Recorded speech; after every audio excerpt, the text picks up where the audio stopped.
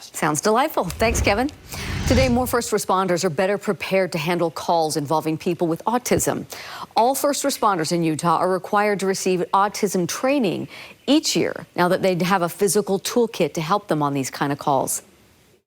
So when they show up, they can just grab that bag and open it up and get out what they need to get out for the individual, and just try and mitigate. Just try and be that peace officer that they were sworn in to be. Just help out. The Autism Council of Utah has been going station to station all across the state delivering kits. The kits include things like noise-canceling headphones for those for whom noise might be overstimulating. They also include communication cards and fidget spinners to help keep patients calm on those calls. The Autism Council of Utah says they've been averaging about 2 or 3 stations a week to help first responders with autism calls. The final beam is in place on the new 82,000 square foot Kem and Carolyn Gardner Crisis Care Center. The West Valley City building will welcome those experiencing a mental health crisis. It'll also provide care at no cost.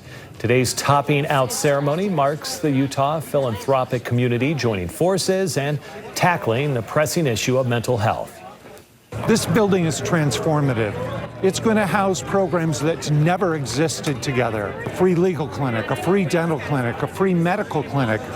Pretty cool here. The center is scheduled to open in 2025. In Murray, the city is gearing up to celebrate diversity through the city's first Hispanic Heritage Days event in September. News specialist Kara Bracken joins us now live. Kara, the city is taking a conscious step to help bridge people together.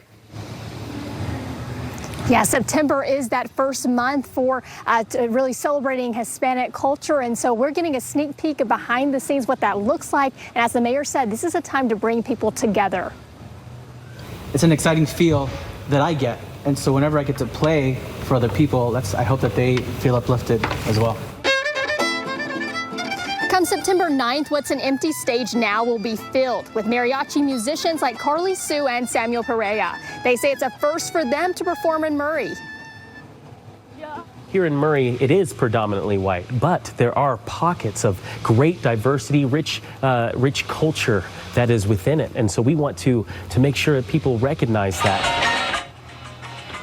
Conlon Bonner, hired on by the city to help build a bridge and bridge diversity, equity, and inclusion, says bringing people together means seeing and valuing each other for all they are. Now, this celebration happens on September 9th at 8 o'clock. So behind me, again, that amphitheater will be filled as that event happens. So for more information, you can visit KSL-TV.com. And coming up at 6, I'll tell you more about why those performing on stage, why they are breaking the norm. For now, though, reporting live, I'm Kara Bracken. Back to you guys. All right, Kara, thank you. When we come back, we'll share an update on how one that lost everything. And celebrating diversity and equality, we are going to Murray, where a performance is showing how culture can come together. Celebration of culture and diversity, and it'll be a first for Murray City. Come September, the city will host a Hispanic Heritage Days event. We go now to news specialist Kara Bracken, who joins us live where the action will be happening. Kara, the city is taking a conscious step to bridge cultures and the community.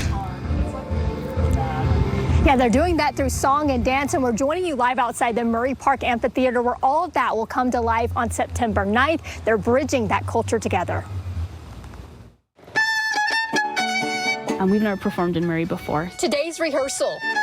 It's an exciting feel that I get. You can think of as a sneak peek Soy pura mexicana. to September's Hispanic Heritage Days event, a first for the city of Murray. Here in Murray, it is predominantly white, but there are pockets of great diversity, rich culture that is within it. And so we want to make sure that people recognize that. Rich culture, Carly Sue and Samuel Pereira bring to the stage as mariachi musicians. I'm a third-generation mariachi musician. My grandpa started in Jalisco, as well as my dad. Rooted in culture and tradition, they're also pushing past the norm, performing as husband and wife. It's amazing to do it together. I know that's really rare, I think, in the mariachi world. Usually, it's the husband who is the musician, while the wife is home with the kids, but we both go out. Conlon Bonner will be sitting in one of these seats come showtime. Just an opportunity just to celebrate. Hired on by the city to help build a bridge of diversity, equity, and inclusion, he says this is an opportunity to value each other. Everyone comes from various different backgrounds. This is as much their city as anybody else's. That means a lot to Gabriela and Pearl. Utah's a big melting pot of different cultures, and one of those is Mexico. Through dance, she's reaching and teaching. A lot of history lives within dancing and singing. A lot of stories are told, so it's important to me to pass on that knowledge to other generations.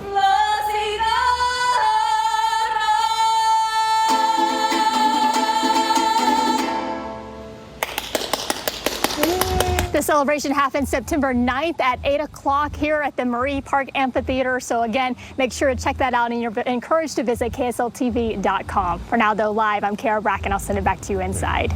They sounded so good. I know. I felt like we should be applauding. I know. I love it. Kara, great story. Thank you. All right, Kevin, it looks like the options are wide open for what we want to do in just a couple of minutes. All right, thanks, Kevin. New tonight, the final beam is in place on the new 82,000 square foot Kem and Carolyn Gardner Crisis Care Center. The West Valley City building will welcome those experiencing a mental health crisis. It'll also provide care at no cost. Today's topping out ceremony marking the Utah philanthropic community joining forces to tackle the pressing issue of mental health. What we have are the facilities that bridge the gaps that so often cause people to not get the care they need to stabilize. The center is scheduled to open in 2025. And don't forget, today is the last day to register her comeback today.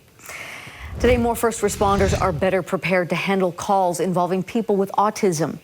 All first responders in Utah are required to receive autism training each year, and they now have a physical toolkit to take with them to help on calls.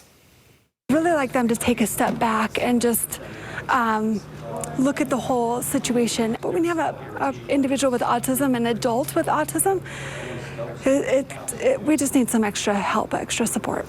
The Autism Council of Utah have been ongoing station to station all across the state delivering these kits. The kits include things like noise-canceling headphones for those for whom noise may be overstimulating.